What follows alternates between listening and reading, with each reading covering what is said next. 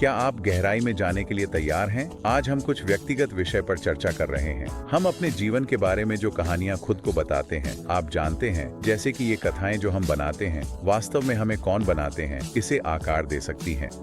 ये फैसिनेट्स करने वाली चीज है। मनोवैज्ञानिक इसे कथा पहचान कहते हैं। एक अच्छा मनोवैज्ञानिक शब्द, समझाइए। बुनियादी रूप से हमारे मस्तिष्क कहानीकार होते हैं। यह सिर्फ इस बारे में नहीं है कि हमारे साथ क्या होता है, बल्कि यह कि हम उन अनुभवों को कैसे जोड़ते हैं, अर्थ कैसे खोजते हैं, अपने रोजमर्रा के जीवन से एक फिल्म बना रहे हैं। तो ये घटनाओं के बारे में कम और उनके प्रति हमारी व्याख्या के बारे में अधिक है। मुझे यह पसंद है, लेकिन क्या इसका मतलब यह नहीं है कि हमारी व्याख्याएं, खैर, कुछ हद तक विकृत हो सकती हैं?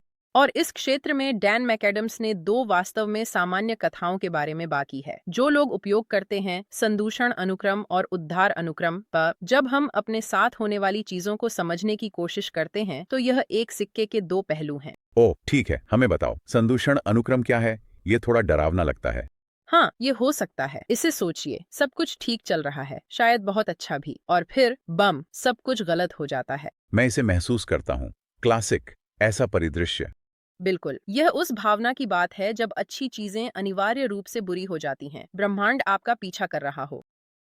जिस वीडियो निबंध में हम गोताखोरी कर रहे हैं, वह इसे स्पष्ट करने के लिए एक बेहतरीन उदाहरण का उपयोग करता है, बैटमैन का जोकर। ठीक है, अब आपने मेरी ध्यान आकर्षित किया।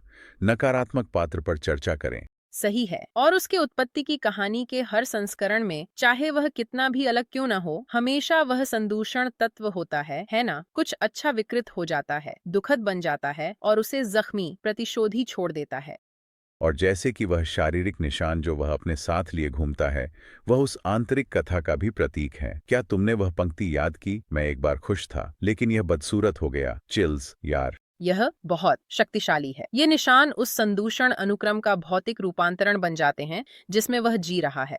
यह ऐसा है जैसे वह खुद को भाग्य और सबसे बुरे का विजेता मानता है। सबसे बुरी बात यह है कि बाकी सभी लोग भी उतने ही टूटे हुए हैं जितना वह है, और इसी के साथ वह सभी को नकारात्मकता और निराशा के इस चक्र में खींच रहा है जो बैटमैन के साथ इस पूरे मामले को इतना दिलचस्प बनाता है। वे एक ही सिक्के के दो पहलू हैं, दोनों ही आघात से चिह्नित हैं, लेकिन उनकी प्रतिक्रियाएं पूरी तरह से विपरीत हैं। जहां जोकर अंधकार के सामने आत्मसमर्पण करता है, वहीं बैटमैन सभी कठिनाइयों के बावजूद उद्धार की उम्मीद रखता है। वह विश्वास करता है कि लोग बदल सकते हैं, अच्छाई जीत सकती है, और उसके कार्य इस बात को दर्शाते हैं। आपके कार्य आपको परिभाषित करते हैं।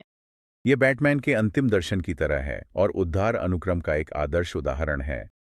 बिल्कुल सही। बुरी चीजें होती हैं, लेकिन उद्धार अनुक्रम इस पर केंद्रित होता है कि हम कैसे इनसे ऊपर उठते हैं, संघर्ष में अर्थ खोजते हैं और दूसरी ओर मजबूत बनते हैं। यह आपको उन सभी वास्तविक जीवन के उदाहरणों के बारे में सोचने पर मजबूर करता है। लोग जिन्होंने अकल्पनीय अंधकार का सामना किया और आशा चुनी, जैसे विक्टर फ्रैंकल, बात करते हैं। सही है। होलोकॉस्ट से बचने के बाद उन्होंने अपने जीवन को दूसरों को दुख में अर्थ खोजने में मदद करने के लिए समर्पित कर दिया। सबसे अंधेरे स्थानों में भी मानव आत्मा कथा फिर से लिख सकती है। यह सिहरन देता है। यह याद दिलाता है कि हम अपने जीवन में केवल निष्क्रिय पात्र नहीं हैं। आप जानते हैं, सुनने वाले सभी लोगों के लिए आपके पास एजेंसी है। आप चुन सकते हैं कि कौन सी कहानी आपके जीवन को परिभाषित करेगी। इन पैटर्नों को पहचानना, संदूषण बनाम उद्धार, यह नियंत्रण लेने का पहला कदम है। लेकिन हम सच में ऐसा कैसे करते हैं? हम संदूषण मानसिकता से उद्धार की मानसिकता में कैसे बदलते हैं? कहना आसान, करना कठिन। आप मुझसे कह रहे हैं, और यह कठिन चीजों को नजरअंदाज करने के बारे में भी नहीं है। वास्तव में यह हमें अपने बारे में कुछ काफी असहज सच्चाइयों का सामना करने की आवश्यकता होती है। यहीं पर कार्ल जंग का छाया का विचार आता है। अब हम कुछ रोचक चीजों में घुस रहे हैं।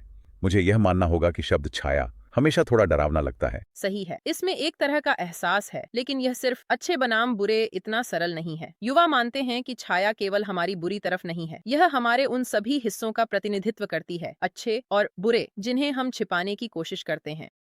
तो हम यहाँ क्या बातें हो रही हैं?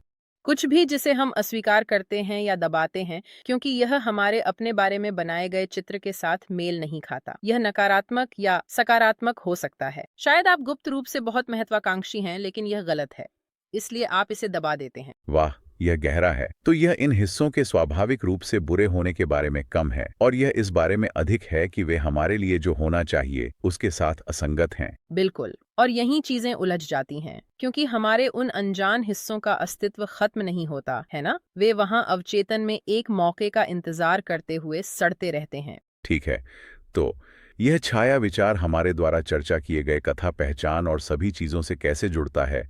तो बैटमैन के बारे में फिर से सोचिए। बैट केव में उतरना केवल अपराध से लड़ने के बारे में नहीं है। यह हमारे अपने साये का सामना करने के लिए एक उपमा है। अंधकार में जाना, उन छिपे हुए डर और चीजों का सामना करना। बिल्कुल। बैटमैन डर का उपयोग करता है, जो कि एक बच्चे के रूप में उसने संघर्ष किया बुराई से लड़ने के लिए। यह बहुत शक्तिशाली है। यह उन चीजों को लेने के बारे में है जिनसे हम सबसे ज्यादा डरते हैं, और उन्हें ताकत के स्रोतों में बदलना। यह बहुत अच्छा है। इसलिए हमारे साय को पूरी तरह से खत्म करने की कोशिश करने के बजाय हमें उनसे सीखने की कोशिश करनी चाहिए और उन्हें अपनी पहचान में समाहित करना चाहिए। बिंगो। यह अपने उन हिस्सों को नकारने के बारे में नहीं है, बल्कि उन्हें समझने, उनकी ऊर्जा को हार्नेस करने और शायद वहां कुछ छिपी हुई संभावनाएं खोजने के बारे में है। यह आपको सोचने को कहता है कि अगर हम उस शक्ति का उपयोग कर सकें तो क्या क्षमता है। सही है। हम सभी के अंदर ताकत और लचीलापन का एक अद्भुत स्रोत है, लेकिन कभी-कभी इसे खोजने के लिए खोज करनी पड़ती है। यह उस याद दिलाने की तरह है कि विकास रैखिक नहीं है, यह अव्यवस्थित है, यह चक्रीय है। हम गिरेंगे, हम शायद एक से अधिक बार चुनौतियों का सामना करेंगे। महत्वपूर्ण बात यह है कि हम बार बार उठते रहें, सीखते रहें और बढ़ते रहें। आपने सही कहा। और शायद हर बार जब हम उन चुनौतियों का सामना करते हैं, हम खुद को थोड़ा बेहतर समझते हैं और हमारी छाया थोड़ी कम डरावनी हो जाती है, थोड़ी अधिक ताकत के स्रोत की तरह। तो जो कोई भी सुन रहा है और इस समय अपने गड्ढे में फंसा हुआ महसूस कर रहा है, आप अकेले नहीं हैं। और सबसे महत्वपूर्ण बात, यह आपकी कहानी का अंत नहीं है, बस एक अध्याय है। मैंने इससे बेहतर नहीं कहा होता। कॉनी ज्वेक का एक उद्धरण है। वह जंगियन मनोविज्ञान के बारे में लिखती हैं और कहती हैं, छाया का सामना करना नवीनीकरण का स्रोत है। यह रचनात्मकता का गुप्त स्रोत है। क्या यह शक्तिशाली नहीं है? यह सच है। हम जिनसे छिपते हैं, जिनसे शर्माते हैं, वे वास्तव में अद्भुत व्यक्तिगत विकास के लिए उत्प्रेरक बन सकती हैं। यह काफी अद्भुत है। बिल्कुल खेल बदलने वाला है ना। और यह हमें द डार्क नाइट राइजेस में उस महत्वपूर्ण दृश्य तक ले जाता है। क्या आपको याद है जब ब्रूस आखिरकार जेल से भागता है, उसे एहसास होता है कि वह केवल तभी कर सकता है जब वह रस्सी को छोड़ दे। सिहरन। हर बार कितना शक्तिशाली क्षण, लेकिन वहाँ गहरा अर्थ क्या है? जब हम असली जीवन और व्यक्तिगत कथाओं की बात कर रहे हैं, तो रस्सी को छोड़ने का क्या मतलब है? ब्रूस के लिए यह उस पुरानी कहानी को छोड़ना है जो उसने अपने बारे में बताई थी। वह कहानी जहां उसे शारीरिक ताकत, गैजेट्स और सब कुछ पर निर्भर रहना पड़ता था। छोड़ना डरावना था, लेकिन यह एकमात्र तरीका था जिससे वह वास्तव में बैटमैन बन सकता था, जो खुद से बड़े कुछ का प्रतीक है।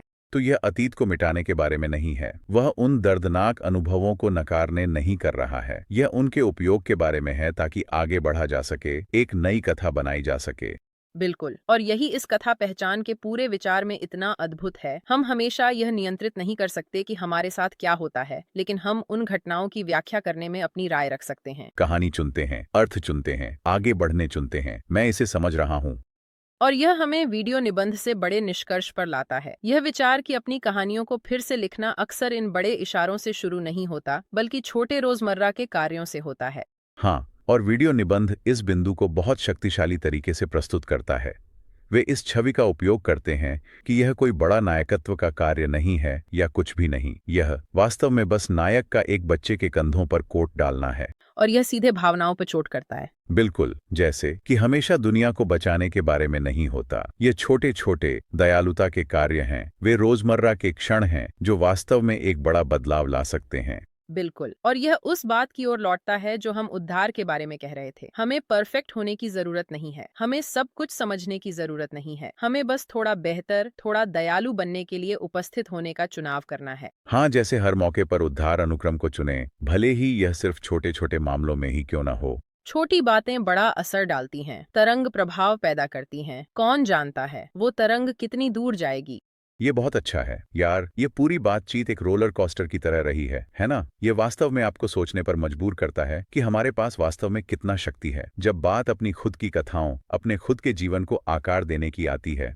सही है। ऐसा लगता है कि हम रोजमर्रा की जिंदगी में इतने उलझ जाते हैं कि हम भूल जाते हैं कि हमारे पास विकल्प हैं, हमारे पास एजेंसी है। हम अच्छे को देखने, अर्थ खोजने और अपने लिए एक बेहतर कहानी लिखने का चुनाव कर सकते हैं। और जब आप इसे सच में समझ लेते हैं तो यह काफी सशक्त करने वाला होता है। आपने सही कहा। आज आपके इस सब में डूबना बहुत सुखद रहा। बिल्कुल। इस विश्लेषण ने सोचने को कुछ दिया। क्या गूंजा?